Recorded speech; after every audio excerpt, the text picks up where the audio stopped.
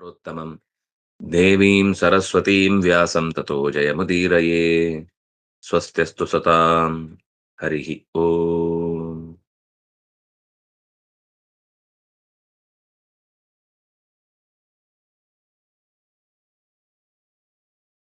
ಆಚಾರ್ಯರು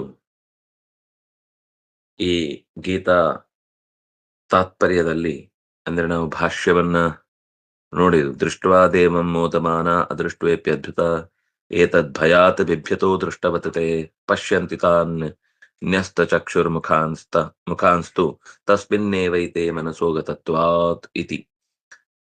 ಆ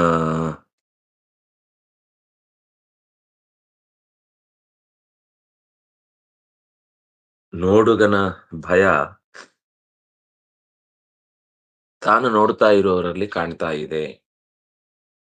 ಅರ್ಜುನನ ಭಯ ಅಥವಾ ಭಯ ಅಂದ್ರೆ ಅದು ಒಂಥರ ಹ್ಮ್ ಹಿಂಸೆ ಮಾಡ್ತಾನೆ ಅನ್ನುವ ಭಯ ಅಲ್ಲ. ಎಷ್ಟು ದೊಡ್ಡದಿದು, ಇದನ್ನ ನಾನು ಏನು ಅನ್ಕೊಂಡ್ಬಿಟ್ಟಿದ್ನಲ್ಲ, ಇಷ್ಟು ದೊಡ್ಡದಕ್ಕೆ ನಾನು ಅಪಚಾರ ಮಾಡಿದ್ದು ಅಥವಾ ನನ್ನ ನಡ್ಕೊಂಡ ರೀತಿ ಇತ್ಯಾದಿಗಳೆಲ್ಲ ಎಷ್ಟು ಪಾಪ ಕಾರ್ಯ ಅಥವಾ ಅದನ್ನ ನಾನು ಹಗುರವಾಗಿ ತಗೊಂಡೆ ಅನ್ನುವ ಒಂದು ಮನಸ್ಥಿತಿ. ದೇವರನ್ನು ನೋಡಿ ತುಂಬಾ ಸಂತೋಷ ಪಟ್ಟವನು, ಆದ್ರೆ ಈಗ ಆ ವಿಸ್ತಾರವಾದ ಇಲ್ಲಿ ತನಕ ಕಾಣದ ಸಂಗತಿಗಳೆಲ್ಲ ಒಟ್ಟಿಗೆ ರಾಶಿ ರಾಶಿ ಬಿದ್ದದ್ರಿಂದ ಅವನು ನೋಡ್ತಾ ಉಳಿದವರಲ್ಲಿಯೂ ಕೂಡ ತನ್ನಂತೆ ಎಲ್ಲರೂ ಈ ಅದ್ಭುತವಾದ ರೂಪವನ್ನ ಕಂಡು, ಅಂದ್ರೆ ಹೆಚ್ಚಿನವರು ಕಂಡು ಇಲ್ಲ, ಇದು ಕಂಡದ್ದು ಅರ್ಜುನನಿಗೆ, ಕೆಲವು ಮಂದಿಗೆ ಮತ್ತು ದೇವತೆಗಳಿಗೆ. ಆದ್ರೆ ಅವನು ಎಲ್ಲರನ್ನೂ ನೋಡಿದ ಹಾಗೆ, ದೇವರೆಲ್ಲರನ್ನೂ ನೋಡಿದ್ದಾರೆ, ದೇವರನ್ನೆಲ್ಲರೂ ನೋಡ್ತಾ ಇದ್ದಾರೆ ಅನ್ನುವ ಹಾಗೆ ಚತುರ್ಮುಖನಲ್ಲಿ ಉಳಿದ ದೇವತೆಗಳೆಲ್ಲ ನೆಲೆಸಿದ್ದು, ಆ ದೇವತೆಗಳಲ್ಲಿ ಕೆಳಗಿನ ದೇವತೆಗಳಿರುವಂಥದ್ದು, ಹೀಗೆ ಇದು ಮನಸ್ಸಿನ ಒಳಗೆ ಇರುವ ಎಲ್ಲರನ್ನೂ ಕಾಣುವುದಕ್ಕೆ ಇರುವ ಏನೇನೋ ಭಯಗಳು, ಅದು ಅರ್ಜುನನಲ್ಲಿ ವ್ಯಕ್ತವಾದದ್ದನ್ನ ದೃಷ್ಟ್ವಾದ್ಭುತಂ ರೂಪ ಮುಗ್ರಂ ತಬೇದಂ ಲೋಕತ್ರಯಂ ಪ್ರವ್ಯಥಿತಂ ಮಹಾತ್ಮನ್. ಇಲ್ಲಾಂದ್ರೆ ಲೋಕತ್ರಯ ನೋಡಿಲ್ಲ ಇದನ್ನ. ಮೂರು ಲೋಕಗಳು ಭಯಪಡ್ತಾ ಇವೆ ಅಂತ ಇವನು ನೋಡ್ತಾ ಇರುವ ಲೋಕದಲ್ಲಿ ಭಯಪಟ್ಟವರನ್ನ ಕಂಡು ಹೇಳ್ತಾ ಇರುದು. ಅಂದ್ರೆ ಇವನಿಗೆ ಆ ಭಗವಂತನ ವಿಸ್ತಾರ ರೂಪವನ್ನ ಕಂಡು ಒಳಗಿನಿಂದ ಅವನಲ್ಲೇ ಸೇರಿಕೊಂಡಂತಹ ಮಂದಿ, ಆ ವಿಶ್ವರೂಪದಲ್ಲಿ ಕಾಣುವಾಗ್ಲೇ ಅದರೊಳಗೆ ಸೇರಿಕೊಂಡಂತಹ ಮಂದಿ ಭಯಪಡ್ತಾ ಇರೋದ್ರಿಂದ ಇಡೀ ಲೋಕವೇ ಭಯಪಟ್ಟಿದೆ ಅನ್ನುವ ಹಾಗೆ ಹೇಳ್ತಾ ಇದ್ದಾನೆ. ಅಮೀಹಿತ್ವಾ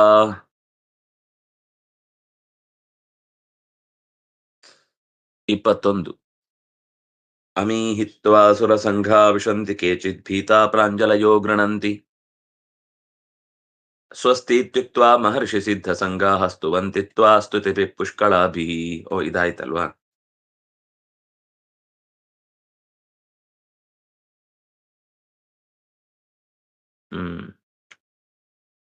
ಆಯ್ತು, ನೋಡ್ತಾ ಹೋಗೋಣ.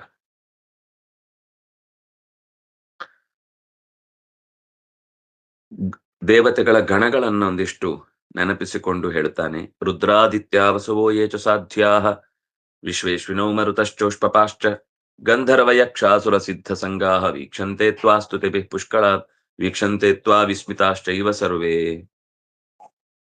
ಎಲ್ಲ ದೇವತೆಗಳು, ಗಂಧರ್ವರು, ವಿಶ್ವೇ ದೇವತೆಗಳು, ಅಶ್ವಿಗಳು, ಮರುದ್ಗಳು, ಉಷ್ಮಪಾಹ ಋಷಿಗಳು, ಬರೀ ಸೂರ್ಯನ ಕಿರಣಗಳನ್ನೇ ಕುಡಿದು ಬದುಕುವಂಥವರು, ಹಬೆಯನ್ನು ಕುಡಿದು ಬದುಕುವಂಥವ್ರು, ಮೋಡದ ನೀರಿನಿಂದ ಜೀವನವನ್ನು ಕಳೆಯುವಂಥವ್ರು, ಇಂಥ ಏನೇನೋ ವಿಚಿತ್ರವಾದ ಜೀವರಾಶಿಗಳೆಲ್ಲ ಇವೆ. ಅವರೆಲ್ಲರೂ ಕೂಡ ನಿನ್ನನ್ನು ನೋಡಿ ವಿಸ್ಮಿತರಾಗಿ ಮೂಕ ಪ್ರೇಕ್ಷಕರಂತೆ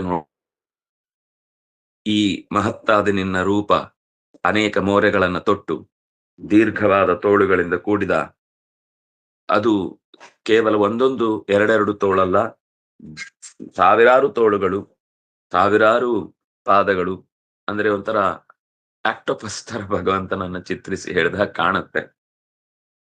ಬಹುಬಾಹೂರು ಪಾದಂ ಬಹುತರಂ, ಹಲವಾರು ರೀತಿಯ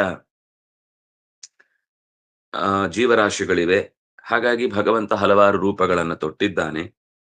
ಒಂದೊಂದು ಜೀವರಾಶಿಯು ಹಲವು ವ್ಯಕ್ತಿಗಳಿಂದ ಕೂಡಿರುವಂತೆ, ಈಗ ಮನುಷ್ಯ ಅಂತ ತೆಗೆದುಕೊಂಡ್ರೆ ಈಗ ಬರೀ ಭಾರತದಲ್ಲೇ ನಾವು 140 ಕೋಟಿ ಅಂತೇವೆ. ಒಟ್ಟು ಒಂದು 700 ಮಿಲಿಯನ್ ಅಥವಾ ಬಿಲಿಯನ್ ಜನರಿದ್ದು ಅಂತಾದ್ರೆ 700 ಬಿಲಿಯನ್ ಜನರ ಇಡೀ ದೇಹದ ಭಾಗಗಳಲ್ಲಿ ಭಗವಂತನೇ ತುಂಬಿರುವುದಾದ್ರಿಂದ ಅಷ್ಟು ತೋಳು, ಅಷ್ಟು ಹೊಟ್ಟೆ, ಅಷ್ಟು ಕಾಲು, ಅಷ್ಟು ಕಣ್ಣು, ಅಷ್ಟು ತಲೆ, ಅಷ್ಟು ದೇಹದ ಎಲ್ಲಾ ಭಾಗಗಳು, ಬಿಡಿಗಳು ಸೇರಿಕೊಂಡು ಭಗವಂತನ ಈ ರೂಪ ವ್ಯಾಪ್ತಗೊಂಡಿದೆ.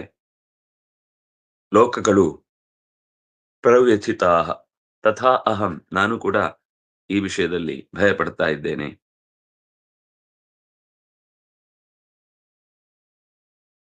ನಭಸ್ಪೃಶಂ ದೀಪ್ತಮನೇಕವರ್ಣಂ ವ್ಯಾಪ್ತಾನನಂ ದೀಪ್ತ ವಿಶಾಲ ನೇತ್ರಂ ದೃಷ್ಟ್ವಾ ಹಿತ್ವಾ ಪ್ರವ್ಯಥಿತಾಂತರಾತ್ಮ ಧೃತಿರ್ನ ವಿಂದಾಮಿ ಶಮಂಚ ವಿಷ್ಣು. ನಭಸ್ಪೃಶಂ, ಮೋಡಗಳನ್ನು ದಾಟಿದ ಆಚೆಯ ಆಗಸದ ತುದಿಯನ್ನು ಮುಟ್ಟಿದೆಯೋ ಎನ್ನುವಂತೆ ಕಾಣುವ ವಿಸ್ತಾರವಾದ ರೂಪ ನಭಸ್ಪೃಶಂ. ದೀಪ್ತಮನೇಕ ವರ್ಣಂ, ದೀಪ್ತಂ ಪ್ರಜ್ವಲಿಸ್ತಾ ಇರುವಂಥದ್ದು, ಅನೇಕ ವರ್ಣಂ ಹಲವು ರೀತಿಯ ಬಣ್ಣಗಳಿಂದ ತುಂಬಿರುವಂಥದ್ದು. ಈ ಬಣ್ಣಗಳಿಗೆ ನೀವು ಹೆಸರು ಕೊಟ್ಟಷ್ಟು ಬೆಳೀತಾ ಹೋಗುತ್ತೆ. ಒಂದೇ ಬಣ್ಣದ ಹಲವು ಪ್ರಭೇದಗಳು ಲೋಕದಲ್ಲೂ ಕಾಣ್ಲಿಕ್ಕೆ ಸಿಗುತ್ತೆ. ಅದೆಲ್ಲೂ ಅವನಲ್ಲಿ ಇದೆ, ಆದ್ರಿಂದಾಗಿ ಆ ವರ್ಣಗಳ ವೈವಿಧ್ಯವನ್ನು ನಾವು ನೋಡಬಲ್ಲೆವು. ವ್ಯಾಪ್ತಾನನಂ, ಕಿಸಿದ ಬಾಯಿ. ದೀಪ್ತ ವಿಶಾಲ ನೇತ್ರಂ, ಅಗಲವಾದ ಕಾಂತಿಯನ್ನ ಹೊರಸೂಸುವ ಕಣ್ಣು, ವಿಸ್ತಾರವಾದ ಕಣ್ಣು, ಅಗಲವಾದ ಕಣ್ಣು. ದೃಷ್ಟ್ವಾ ಹಿತ್ವಾ ಪ್ರವ್ಯಥಿತಾಂತರಾತ್ಮ, ತ್ವಾ ದೃಷ್ಟ್ವಾ ಅಂತರಾತ್ಮ ವ್ಯಥಿತ ಪ್ರವ್ಯಥಿತ. ನನಗೆ ತಡಿಲಿಕ್ಕೆ ಆಗ್ತಾ ಇಲ್ಲ ಕೃಷ್ಣ, ನಿನ್ನ ಈ ವಿಸ್ತಾರವಾದ ರೂಪವನ್ನು ನೋಡಿ. ಇದು ಕರೆಕ್ಟ್ ಆದ ಮಾತು. ನನಗೆ ಇದನ್ನ ಯಾವುದು ತುದಿ, ಯಾವುದು ಕಡೆ, ಯಾವುದು ಮೊದಲು, ಯಾವುದು ನಂತರ, ಯಾವುದು ಮಧ್ಯ, ಎಷ್ಟು ರೂಪ, ಯಾವ್ಯಾವುದು ರೂಪ, ಎಷ್ಟೆಷ್ಟು ಬಗೆಯದ್ದು, ಅದೆಷ್ಟೆಷ್ಟು ಗುಣಗಳಿಂದ ಕೂಡಿದ್ದು, ಎಷ್ಟೆಷ್ಟು ತರದ ಆಕೃತಿ, ಎಷ್ಟೆಷ್ಟು ತರದ ಬಣ್ಣ, ಎಷ್ಟೆಷ್ಟು ತರದ ದೇಹದ ಅಂಗಗಳು, ಆ ಪ್ರತಿಯೊಂದು ಅಂಗದಲ್ಲಿರುವ ವೈಶಿಷ್ಟ್ಯ, ಅದಕ್ಕೆ ಹಿನ್ನೆಲೆಯಾಗಿ ನಿಂತಿರುವ ನಿನ್ನ ವಿಸ್ತಾರವಾದ ಶಕ್ತಿ, ಆ ಶಕ್ತಿಗೆ ಸರಿಯಾಗಿ ಅದರ ಕಾರ್ಯಪ್ರವೃತ್ತಿ, ಆ ಕಾರ್ಯಪ್ರವೃತ್ತಿಯಿಂದ ಆಗ್ತಾ ಇರುವ ಲೋಕದ ಉಳಿದ ಕಾರ್ಯಗಳು, ಆ ಉಳಿದ ಕಾರ್ಯಗಳಲ್ಲೂ ಅವನು ಮತ್ತು ನೆಲೆಸಿ ಅದನ್ನ ತುಂಬಿಕೊಂಡ ರೀತಿ, ಇದೆಲ್ಲ ಆಗ್ತಾ ಇಲ್ಲ. ಪ್ರವ್ಯಥಿತಾಂತರಾತ್ಮ, ನನ್ನ ಮನಸ್ಸು ಅದನ್ನು ಗ್ರಹಿಸ್ಲಿಕ್ಕಾಗದೆ ಪೂರ್ತಿ ದಿಗ್ಭ್ರಾಂತವಾಗಿದೆ. ಯಾವುದನ್ನ ನೋಡ್ಬೇಕು, ಯಾವುದನ್ನ ಅರ್ಥೈಸ್ಕೊಳ್ಬೇಕು, ಯಾವುದನ್ನ ನಾನು ಕೇಳಬೇಕು, ಅಥವಾ ಯಾವುದರಿಂದ ನಾನು ಪ್ರಭಾವಿತನಾಗಬೇಕು, ಯಾವುದನ್ನು ನನ್ನದಾಗಿಸಿಕೊಳ್ಬೇಕು, ಯಾವುದನ್ನು ಬಿಡಬೇಕು, ಯಾವುದು ಬಿಡುವ ಹಾಗಿಲ್ಲ. ಪ್ರತಿಯೊಂದು ನವನವೋನ್ಮೇಷ ಪ್ರತಿಭಾ ಅನ್ನುವ ರೀತಿಯಲ್ಲಿ ನೋಡಿದ ಪ್ರತಿ ಕ್ಷಣದ ಪ್ರತಿಯೊಂದು ಮತ್ತೊಂದು ರೂಪ ಅದು ಇನ್ನು ಹೊಸ್ತನ್ನೇ ತೋರಿಸ್ತಾ ಇದೆ. ಪ್ರತಿಯೊಂದು ಶರೀರವೂ ಕೂಡ ಯಾವುದು ಇಲ್ಲಿ ಮಣ್ಣು ನೀರು ಗಾಳಿ ಬೆಂಕಿಯಿಂದ ಆದದ್ದು ಅಲ್ಲ. ಆದ್ರಿಂದ ಅದು ಯಾಕಂದ್ರೆ ದಿವ್ಯಂ ದದಾಮಿ ಅಂತ ಬೇರೆ ಹೇಳಿಕೊಟ್ಟ ರೂಪ, ಆದ್ರಿಂದಾಗಿ ಅದು ಮಾನುಷ ಅಂತೂ ಅಲ್ಲ. ಅದರಲ್ಲಿ ಗುಣಗಳ ರಾಶಿ, ಜ್ಞಾನಾನಂದಮಯ ಅದು. ಅದನ್ನ ಜೀರ್ಣಿಸಿಕೊಳ್ಳಿಕ್ಕೆ, ಯಾಕೆಂದ್ರೆ ಜೀವದ ಕಣ್ಣಿನಿಂದ ಕಾಣ್ತಾ ಇರುವ ಪರಮಾತ್ಮನ ಅನನ್ಯವಾದ ಶರೀರ ಅದು. ಅಂತಹ ಶರೀರದಿಂದ ನನಗೆ ಯಾವುದಕ್ಕೂ ನನಗೆ ಒಂದು ಸ್ಥಿರವಾದ ಮನಸ್ಥಿತಿಯನ್ನು ಕಾಯ್ಕೊಳ್ಳಿಕ್ಕೆ ಆಗ್ತಾ ಇಲ್ಲ. ಯಾವುದನ್ನ ನೋಡ್ಲಿ, ಯಾವುದನ್ನ ಬಿಡ್ಲಿ. ಈಗ ಕೆಲವೊಂದ್ ಸರ್ತಿ ತುಂಬಾ ಓದ್ಲಿಕ್ಕಿದ, ಯಾವುದನ್ನ ಈಗ ಓದುದು, ಯಾವುದನ್ನ ಬಿಡುದು, ಯಾವುದನ್ನ ಅರ್ಥೈಸಿಕೊಳ್ಳುದು, ಯಾವುದನ್ನ ನೆನ್ಪಿಟ್ಕೊಳ್ಳುದು, ಎಲ್ಲ ಬಾಯ್ಪಾಠ ಬರಬೇಕು, ಎಲ್ಲವನ್ನು ಕಲಿಬೇಕು, ಎಲ್ಲವನ್ನು ಓದ್ಬೇಕು, ಎಲ್ಲವನ್ನು ಅರ್ಥ ಮಾಡ್ಕೊಳ್ಬೇಕು. ಯಾವ ಸಬ್ಜೆಕ್ಟು ಬಿಡುವ ಹಾಗಿಲ್ಲ ಅಂತ ನಮಗೊಂದು ಮನಸ್ಥಿತಿ ಉಂಟಾದ್ರೆ ದಿಗ್ಭ್ರಾಂತಿ ಆಗ್ಬಿಡುತ್ತೆ. ಯಾರೋ 4-5 ಜನ ಒಟ್ಟೊಟ್ಟಿಗೆ ನಮ್ಮನ್ನ ಬಹಳ ಆತ್ಮೀಯರು ಕರೀತಾರೆ, ಹೇಗೆ ಮ್ಯಾನೇಜ್ ಮಾಡೋದು ಗೊತ್ತಾಗುದಿಲ್ಲ. ಅವರನ್ನು ಬಿಡ್ಲಿಕ್ಕಿಲ್ಲ, ಇವರನ್ನು ಬಿಡ್ಲಿಕ್ಕಿಲ್ಲ, ಅಲ್ಲಿಗೆ ಹೋಗ್ಬೇಕು, ಇಲ್ಲಿಗೆ ಹೋಗ್ಬೇಕು, ಅದು ಒಂದ್ ದಿಕ್ಕಿದೆ, ಇದೊಂದ್ ದಿಕ್ಕಿದೆ. ಒಂಥರ ಕಂಗಾಲು ಆಗ್ತೀವಲ್ಲ, ಇದು ಲೌಕಿಕ ಕಂಗಾಲು, ಅದು ಅಲೌಕಿಕ ಕಂಗಾಲು. ಧೃತಿಂ ನ ವಿಂದಾಮಿ. ನಾನೊಂದ್ ಕಡೆ ದೃಢವಾಗಿ ಯೋಚನೆ ಮಾಡ್ಲಿಕ್ಕೆ ಆಗ್ತಿಲ್ಲ. ಶಮಂಚ ವಿಷ್ಣು, ನಂಗೆ ಶಾಂತಿ ಇಲ್ಲ ಮನಸ್ಸಿನಲ್ಲಿ. ಅಂದ್ರೆ ಇದನ್ನು ಮುಗಿಸಿದೆ, ಇದನ್ನು ತಿಳ್ಕೊಂಡೆ, ಇದಾಯ್ತು, ಈಗ ನೆಕ್ಸ್ಟ್ ಅದನ್ನಾಯ್ತು, ಮತ್ತೊಂದು. ನನಗೆ ಒಂಥರ ಒಂದು ಕಡೆಯಿಂದ ನಿಶ್ಚಯವಾಗಿ ಇಷ್ಟೇ ತಿಳ್ಕೊಳ್ಳಿಕ್ಕಿರೋದು, ಇದನ್ನ ಇನ್ನೇನು ತಿಳ್ಕೊಳ್ಳಿಕ್ಕಿಲ್ಲ, ಇದನ್ನೇ ಆಳವಾಗಿ ತಿಳ್ಕೊಂಡ್ರೆ ಆಯ್ತು ಅಂತಿಲ್ಲ. ನೋಡಿದಷ್ಟು ಹೊಸ್ತು ಹೊಸ್ತು ಕಾಣ್ತಾ ಇದೆ. ಹೊಸ್ತು ಹೊಸ್ತು ನನ್ನನ್ನ ಆಕರ್ಷಿಸ್ತಾ ಇದೆ. ನೋಡಿದಷ್ಟು ಅದು ಮುಗಿಯುವ ಹಂತಕ್ಕೆ ನನ್ನನ್ನ ಬಿಡ್ತಾ ಇಲ್ಲ. ದಂಷ್ಟ್ರಾ ಕರಾಳಾನಿ ಚ ತೇ ಮುಖಾನಿ ದೃಷ್ಟ್ವೇವ ಕಾಲಾನಲ ಸನ್ನಿಭಾನಿ ದಿಶೋ ನ ಜಾನೆ ನ ಲಭೆ ಚ ಶರ್ಮ ಪ್ರಸೀದ ದೇವೇಶ ಜಗನ್ನಿವಾಸ. ಕರಾಳವಾದ, ಅತ್ಯಂತ ಚೂಪಾದ ಕೋರೆ ದಾಡೆಗಳು ನಿನ್ನ ಮುಖದ ಎಲ್ಲೆಡೆ ವ್ಯಾಪಿಸಿ ನಿಂತಿದೆ. ನಿನ್ನ ಎಷ್ಟು ಮುಖಗಳಿವೆ ಅಷ್ಟು ದಾಡೆಗಳಿವೆ. ದೃಷ್ಟೈವ ಕಾಲ ಅನಲ ಸನ್ನಿಭಾನಿ. ಆ ಚಾಚಿದ ದಾಡೆ ಅದೇ ಬೆಂಕಿಯ ಇರಿತಕ್ಕಾಗಿ ಸಿದ್ಧಪಡಿಸಿದ ಆಯುಧದಂತೆ ಕಾಣಿಸ್ತಾ ಇದೆ. ಅದು ಕಾಲದ ಕೊನೆಯಲ್ಲಿ ಎಲ್ಲವನ್ನು ನುಂಗಿ ಹಾಕಲಿಕ್ಕಿರುವ ಅತ್ಯಂತ ಬೆಂಕಿಯನ್ನೇ ಉಗುಳುವ ಬಾಯಿ. ಯಾಕೆಂದ್ರೆ ಅದು ಬಾಯಿ ಅಂದ್ರೆ ಅದು ಬೆಂಕಿ. ಭಗವಂತನ ಬಾಯಿ ಅಂದ್ರೆ ಮುಖಾದಿಂದ್ರಶ್ಚ ಅಗ್ನಿಶ್ಚ ಪ್ರಾಣಾದ್ವಾಯುರಜಾಯತ. ಅದು ಕಾಲ ಅನಲ ಸನ್ನಿಭಾನಿ. ಪ್ರಳಯ ಕಾಲದ ಇಡೀ ಜಗತ್ತನ್ನ ತನ್ನೊಳಗೆ ಹುಗಿದಿಡಬೇಕೆಂದು ಬಯಸುವ ಭಗವಂತನ ವಿಸ್ತಾರವಾದ ಮಹಾಮೋರೆ, ಅತ್ಯಂತ ದೊಡ್ಡದಾದ ಜ್ವಾಲೆಯನ್ನ, ಅದು ಒಂದಲ್ಲ ಎಷ್ಟು ಮುಖಗಳಿವೆಯೋ ಅಷ್ಟೂ ಮುಖಗಳಲ್ಲಿ ಅನಿಲ ಸನ್ನಿಭಾನಿ. ಅನಲ, ಅನಲ ಅಂದ್ರೆ ಬೆಂಕಿ. ಯಾಕದಕ್ಕೆ ಅನಲ ಅಂತ ಹೆಸರು ಅಂದ್ರೆ, ನೀವು ಆ ಬೆಂಕಿಗೆ ಎಷ್ಟು ಆಹುತಿ ಊಟ ಹಾಕಿದ್ರು ಕೂಡ ಅದು ಮತ್ತಷ್ಟು ಮತ್ತಷ್ಟು ತಗೊಳ್ತಾ ಇರುತ್ತೆ ಅಂದ್ರೆ ಅದಕ್ಕೆ ಅನಲ. ಅಲಂ ನಾಸ್ತಿ. ಯಾವುದಕ್ಕೆ ಅಲಂ ಬುದ್ಧಿ ಇಲ್ವೋ, ಸಾಕು ಅನ್ನುವ ಯೋಚನೆ ಇಲ್ವೋ, ಅದು ಅನಲ. ಬೆಂಕಿಗೆ ನೀವು ಹಾಕಿದಷ್ಟು ಅದನ್ನ ಸ್ವೀಕರಿಸುವ ಶಕ್ತಿ ಅದಕ್ಕಿದೆ, ಅದಕ್ಕೆ ಅದು ಅನಲ. ಸನ್ನಿಭ ಅಂದ್ರೆ ಅದರಂತೆ. ಅನಲ ಸನ್ನಿಭಾನಿ. ದಿಶೋ ನ ಜಾನೆ. ಯಾವ ದಿಕ್ಕು ಅಂತ ಗೊತ್ತಾಗ್ತಿಲ್ಲ. ಯಾಕೆಂದ್ರೆ ಸಾಮಾನ್ಯ ಸೂರ್ಯೋದಯವನ್ನು ಸೂರ್ಯಾಸ್ತವನ್ನು ನೋಡಿ ಇದು ಸೂರ್ಯ ಪೂರ್ವದಲ್ಲಿ ಬರ್ತಾ ಇದ್ದಾನೆ ಅಂತ ನಾನು ನಿಶ್ಚಯ ಮಾಡ್ಲಿಕ್ಕಾಗತ್ತೆ. ಎಲ್ಲಿ ನೋಡಿದ್ರೆ ಬೆಳಕೆ.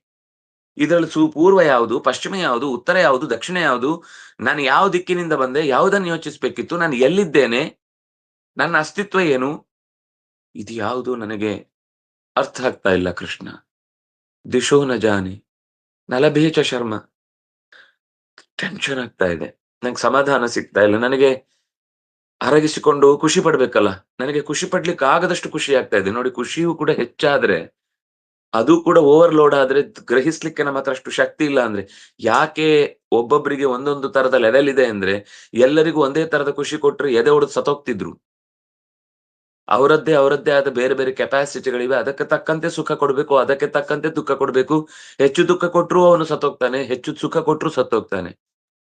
ಸುಖವೇ ಸಿಗದೇ ಇದ್ರು ಒದ್ದಾಡ್ತಾನೆ, ದುಃಖವೇ ಆಗದೇ ಇದ್ರು ಅವನಿಗೆ ಪರಿಪಾಕ ಆಗುದೇ ಇಲ್ಲ. ಹೃದಯ, ಮನಸ್ಸು ದೃಢ ಆಗುದಿಲ್ಲ ಆ ವಿಷಯದಲ್ಲಿ.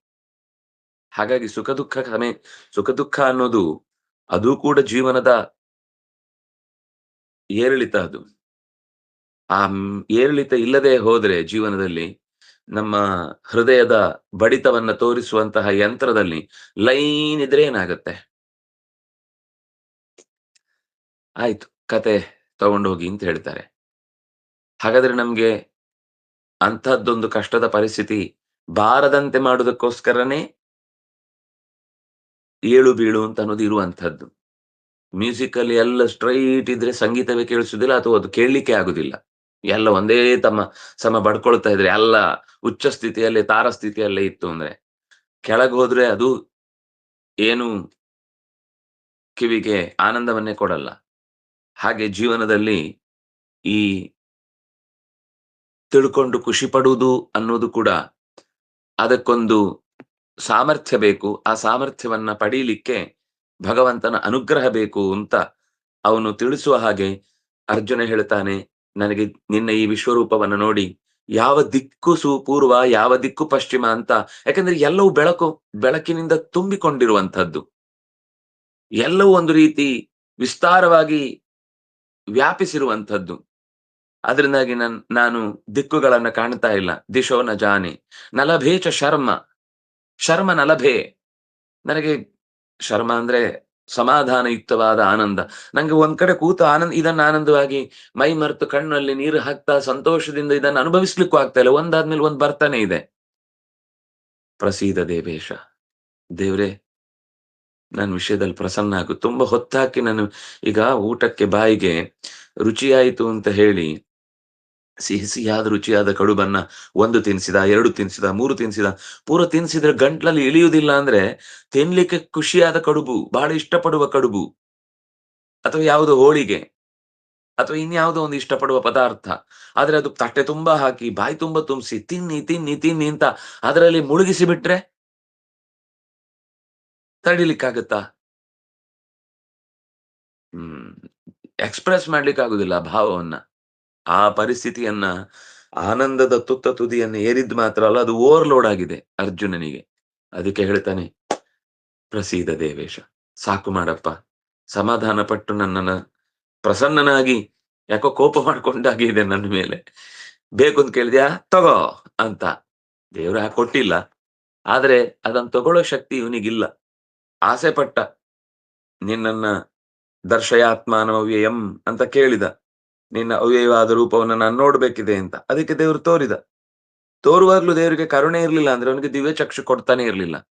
ದಿವ್ಯಂ ದದಾಮಿತೆ ಚಕ್ಷುಹು ಅಂತ ಮೊದಲು ಚಕ್ಷುಸ್ಸನ್ನ ಕೊಟ್ಟು, ನೀನು ಈ ಕಣ್ಣಿನಿಂದ ನೋಡಿದ್ರೆ ಆಗಲ್ಲಪ್ಪ, ನಿನ್ನ ಆತ್ಮದ ಕಣ್ಣಿದೆ, ದೇಹಕ್ಕೊಂದು ಕಣ್ಣಿದೆ, ಮನಸ್ಸಿಗೊಂದು ಕಣ್ಣಿದೆ, ಜೀವಕ್ಕೊಂದು ಕಣ್ಣಿದೆ. ಈಗ ನಾವೆಲ್ಲ ನೋಡ್ತಾ ಇರೋದು ಹೊರಗಿನ ಕಣ್ಣಿನಿಂದ. ಆದ್ರೆ ಕಣ್ಣು ಮುಚ್ಚಿ ಕೆಲವೊಮ್ಮೆ ನಾವು ಕನಸಿನಲ್ಲಿ ಅಥವಾ ಧ್ಯಾನದಲ್ಲಿ ಕಾಣುವಂತದ್ದು ಮನಸ್ಸಿನ ಕಣ್ಣಿನಿಂದ. ಅದು ಕೂಡ ದೇವರಲ್ಲ. ನೀವು ಕಣ್ಣು ಮುಚ್ಚಿ ದೇವರ ಪ್ರತಿಮೆಯನ್ನು ಕಂಡದ್ದು ಅಥವಾ ಕನಸಿನಲ್ಲಿ ಕಂಡದ್ದು ಅಥವಾ ಇನ್ನೆಲ್ಲೋ ಕಂಡದ್ದು, ಆ ಕಣ್ಣಿಗೂ ದೇವರು ಕಾಣುವುದಿಲ್ಲ. ಯಾಕೆಂದ್ರೆ ಅದು ಕೂಡ ಭೌತವಾದ ಕಣ್ಣು. ಭೌತ ಅಂದ್ರೆ ಮಣ್ಣು, ನೀರು, ಗಾಳಿ, ಬೆಂಕಿ, ಆಕಾಶದಿಂದ ಆದ ಕಣ್ಣು. ಯಾವುದರಿಂದಲೂ ಆಗದ ಕಣ್ಣೊಂದಿದೆ, ಅದು ಜೀವದ ಕಣ್ಣು, ಸ್ವಭಾವ ಸಹಜವಾದ ಕಣ್ಣು. ಆ ಕಣ್ಣನ್ನ ದೇವರು ಎಚ್ಚರಿಸಿದ, ಅದನ್ನ ಓಪನ್ ಮಾಡಿದ. ಇದು ಎರಡು ಓಪನ್ ಇದ್ರೆ ಅದು ಮುಚ್ಚಿರುತ್ತೆ. ಇದೆರಡು ಬಂದಾದ್ರೆ ಸ್ಥಗನಗೊಂಡ್ರೆ ಅದೇ ಧ್ಯಾನ. ಯಾವಾಗ ಈ ಎರಡು ಹೊರಗಿನ ಕಣ್ಣುಗಳು ಮುಚ್ಚುತ್ತಾವೋ ಆಗ ಜೀವದ ಕಣ್ಣು ತೆರ್ಕೊಳ್ತದೆ. ಆ ಜೀವದ ಕಣ್ಣಿಗೆ ಕಂಡ ಸಂಗತಿಯನ್ನ ಅವನಿಗೆ ಸಹಿಸ್ಲಿಕ್ಕೆ, ತಡಿಲಿಕ್ಕೆ, ಯಾಕಂದ್ರೆ ಅದು ಪೂರ್ತಿ ಪೂರ್ತಿ ಹ್ಮ್ ಸ್ವಚ್ಛ, ಸ್ಪಷ್ಟ, ಸತ್ಯ, ನಿತ್ಯ. ಅದನ್ನ ನೀವು ಅದ್ರಲ್ಲಿ ನೋಡಿದ್ರಲ್ಲಿ ಯಾವುದೂ ತಪ್ಪಿರುವುದಿಲ್ಲ, ಸುಳ್ಳಿರುವುದಿಲ್ಲ.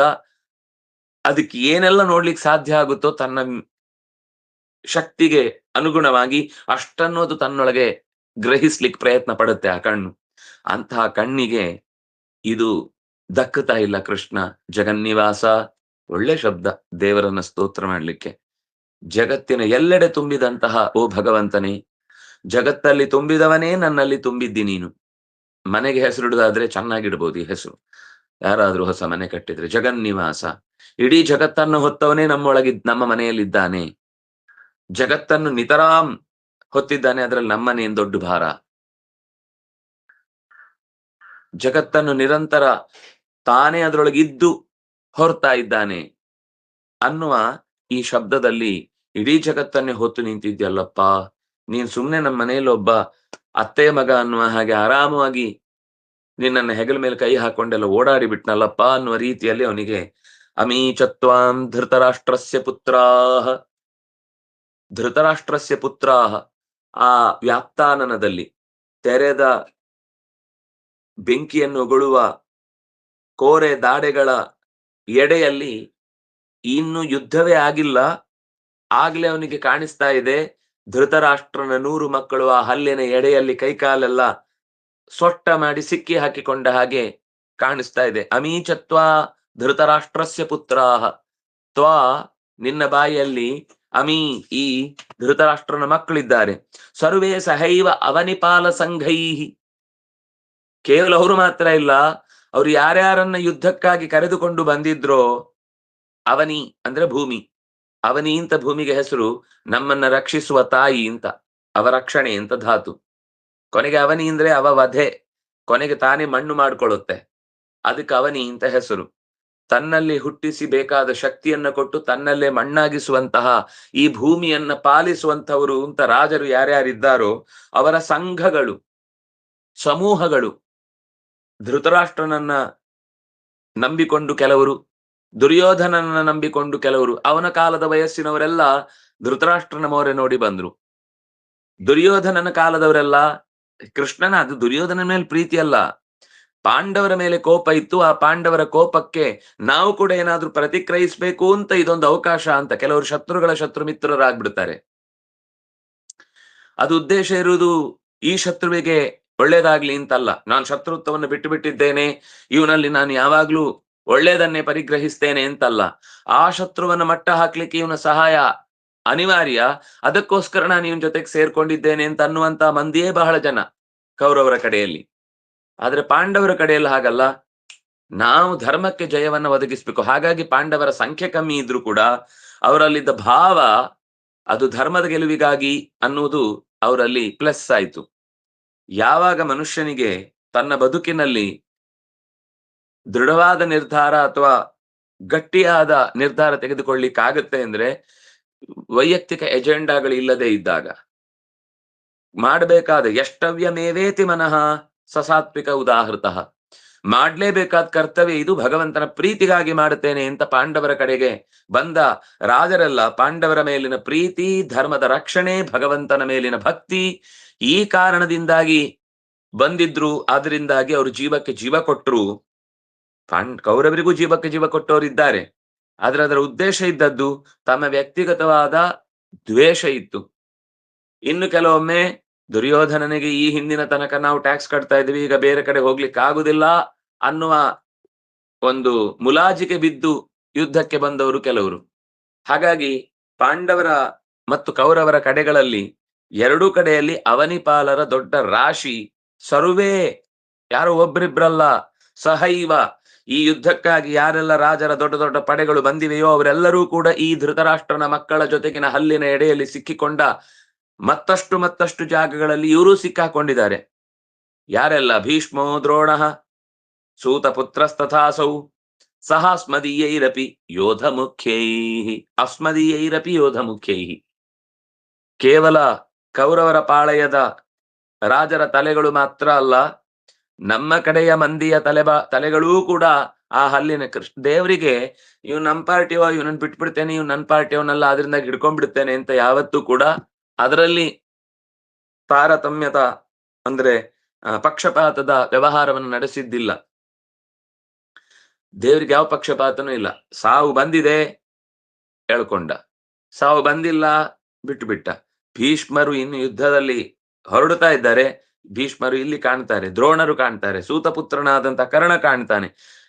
ಧೃತರಾಷ್ಟ್ರನ ಮಕ್ಕಳಂತೂ 100 ಜನ ಆದ್ರ, ಅದರಲ್ಲಿ ಹೆಚ್ಚಿನ ಪಾಲೆಲ್ಲ ಪಾಂಡವರ ಕಡೆ, ಅದು ಕೌರವರ ಕಡೆಯಲ್ಲಿ ಬಂದಾಯ್ತು. ಅಷ್ಟೇ ಅಲ್ಲ, ಅಸ್ಮದೀಯೈರಪಿ, ನಮ್ಮ ರಾಜರು ಕೂಡ ಅನೇಕ ಜನ ಕ್ಷತ್ರಿಯರು, ಕಾಶಿ ದೇಶದವರು, ಕೇಕೆ ದೇಶದವರು, ಅನೇಕ ಕಡೆಯಿಂದ ರಾಜರು ಯಾರು 7 ಅಕ್ಷೋಹಿಣಿ ಸೈನ್ಯದಷ್ಟು ಬಂದಿದ್ರು. ಅವರೆಲ್ಲರೂ ಯೋಧ ಮುಖ್ಯೈಹಿ ಸಹ, ಅವರವರ ಸೇನಾನಿಗಳ ಜೊತೆಗೆ, ಸೇನಾ ಪಡೆಗಳ ಜೊತೆಗೇನೆ ಈ ಹಲ್ಲಿನ ಎಡೆಯಲ್ಲಿ ಬಾಯಿಯ ಬೆಂಕಿಯ ಜ್ವಾಲೆಯ ಬೇಗೆಗೆ ಬೇಯುತ್ತಿರುವಂತೆ ತನಗೆ ಕಾಣಿಸ್ತಾ ಇದೆ. ಯೋಧ ಮುಖ್ಯೈಹಿ ವಕ್ತ್ರಾಣಿ ತೇ ತ್ವರಮಾಣ ವಿಶಂತಿ ದಂಷ್ಟ್ರಾಕರಾಳಾನಿ ಭಯಾನಕಾನಿ ಕೇಚಿದ್ ವಿಲಗ್ನ ದಶನಾಂತರೇಶು ಸಂದೃಶ್ಯಂತೆ ಚೂರ್ಣಿತೈರುತ್ತಮಾಂಗೈಹಿ. ನಿನ್ನ ಬಾಯಿಯನ್ನ ಗಡಿಬಿಡಿಯಿಂದ ಈಗಲೇ ಹೋಗಿ ಬಿಡ್ಬೇಕು, ಮತ್ತೆ ಬಾಯಿ ಮುಚ್ಚಿಬಿಟ್ರೆ ಆ ಕಡೆ ಹೋಗ್ಲಿಕ್ಕೆ ಆಗುದಿಲ್ಲ ಅಂತ ಎಲ್ಲರೂ ದೊಡ್ಡ ದೊಡ್ಡ ಹೆಜ್ಜೆಗಳನ್ನು ಇಟ್ಟುಕೊಂಡು ನಿನ್ನತ್ತ ಧಾವಿಸಿ ಬರುವಂತೆ ನನಗೆ ಕಾಣಿಸ್ತಾ ಇದೆ. ತ್ವರಮಾಣ ವಿಶಂತಿ ತೇ ವಕ್ತ್ರಾಣಿ, ನಿನ್ನ ಬಾಯಿಯನ್ನ ಗಡಿಬಿಡಿಯಿಂದ ಎಲ್ಲರೂ ಕೂಡ ಸಾವಿನತ್ತ ಓಡಿ ಓಡಿ ಬರ್ತಾ ಇದ್ದಾರೆ. ಅದು ನಿನ್ನ ಬಾಯಿ ಅಂತ ಗೊತ್ತಿಲ್ಲ, ಅದು ಸಾವು ಅಂತ ಗೊತ್ತಿಲ್ಲ, ಆ ಕಡೆಗೆ ಹೋಗಬೇಕು ಅಂತ ಯುದ್ಧದ ಆತುರತೆಯಿಂದ ನಿನ್ನತ್ತ ಧಾವಿಸಿ ಬರ್ತಾ ಇದ್ದಾರೆ. ಆ ನಿನ್ನ ಬಾಯಿಯ ಎಲ್ಲ ಎಡೆಗಳಲ್ಲಿ ಚಾಚಿಕೊಂಡಿರುವಂತಹ ಕೋರೆ ದಾಡಿಗಳು ಅತ್ಯಂತ ಭಯವನ್ನು ಹುಟ್ಟಿಸ್ತಾ ಇದೆ. ಈ ಭಯದ ಮಧ್ಯದಲ್ಲೂ ಮನಸ್ಸು ಸ್ಥಿಮಿತದಲ್ಲಿ ಇಲ್ಲದೆ ಭಯ ಪಟ್ಟುಕೊಂಡು ಹಲ್ಲಿನ ಎಡೆಯಲ್ಲಿ ತಲೆಯೆಲ್ಲ ಪುಡಿ ಪುಡಿಯಾದ ಸ್ಥಿತಿಯಲ್ಲಿ ಕಾಣಿಸ್ತಾ ಇದ್ದಾರೆ. ಚೂರ್ಣಿತೈಹಿ ಉತ್ತಮಾಂಗೈಹಿ, ಚೂರ್ಣಿತ ಅಂದ್ರೆ ಪುಡಿಗಟ್ಟಿದ ತಲೆಬುರುಡೆಗಳುಳ್ಳಂತಹ ಸ್ಥಿತಿಯಲ್ಲಿ ಎಲ್ಲ ರಕ್ಕಸರು, ಎಲ್ಲ ಸೇನಾನಿಗಳು, ಎಲ್ಲ ಸೇನಾ ಪಡೆಗಳು, ಯಾಕೆಂದ್ರೆ ಅಲ್ಲಿ ಕೇವಲ ರಾಜರು ಮಾತ್ರ ಅಲ್ಲ, ರಾಕ್ಷಸರು ಇದ್ರು. ಅವರು ಎಲ್ಲರೂ ಕೂಡ ಭಗವಂತನ, ಯಾರೆಲ್ಲ ಯಕ್ಷ ಅಸುರ ಕಿನ್ನರ ಪುರುಷ ಗಂಧರ್ವಾದಿಗಳು ಈ ಯುದ್ಧದಲ್ಲಿ ಗೊತ್ತಾಗದಂತೆ ಒಳಗಿನಿಂದ ಗುಟ್ಟಾಗಿ ಯುದ್ಧದಲ್ಲಿ ಸೇರಿದ್ದಾರೋ ಎಲ್ಲರೂ ಕೂಡ ತಲೆ ಪುಡಿಗಟ್ಟಿಕೊಂಡು ಹಲ್ಲಿನೆಡೆಯಲ್ಲಿ ಬೆಂಕಿಯ ಉಗುಳಿನ ಮಧ್ಯದಲ್ಲಿ ಸೇರಿ ಮತ್ತು ಹಾತೆಗಳಂತೆ ಅದು ಬೆಂಕಿ ಅಂತ ಗೊತ್ತಿದ್ರು ಮತ್ತೇನೋ ತಿನ್ಲಿಕ್ಕೆ ಸಿಗುತ್ತೆ ಅನ್ನುವ ಆಸೆಗೆ ಅದು ಹೇಗೆ ಮುಗಿಬೀಳುತ್ತೋ ಹಾಗೆ ಈ ಎಲ್ಲ ಜೀವರಾಶಿಗಳು ಅವನ ಮೇಲೆ ಮುಗಿಬೀಳ್ತಾ ಇವೆ ಅಂತ ಒಟ್ಟು ಆ ಪದ್ಯದ ಭಾವ. ಮತ್ತೆ ನಾಳೆ ಅದರ ಮುಂದಿನ ಪದ್ಯಗಳ ಅನುಸಂಧಾನವನ್ನ ಮಾಡೋಣ ಅಂತ ಹೇಳ್ತಾ, ಕಾಯೇನ ವಾಚ ಮನಸೇಂದ್ರಿಯೈರ್ವಾ ಬುದ್ಧ್ಯಾತ್ಮನಃ ವಾನುಸುತ ಸ್ವಭಾವ ಕರೋಮಿ ಯದ್ಯತ್ ಸಕಲಂ ಪರಸ್ಮೈ ನಾರಾಯಣಾಯೇತಿ ಸಮರ್ಪಯಾಮಿ. ತಪಸ್ವಿನೋ ದಾನಪರಾಯಶಸ್ವಿನೋ ಮನಸ್ವಿನೋ ಮಂತ್ರವಿದಸ್ಸು ಮಂಗಲಾಃ ಕ್ಷೇಮಂ ನ ವಿಂದಂತಿ ವಿನಾಯ ದರ್ಪಣಂ ತಸ್ಮೈ ಸುಭದ್ರಶ್ರವಸೇ ನಮೋ ನಮಃ. ಶ್ರೀಕೃಷ್ಣಾರ್ಪಿತಮಸ್ತು.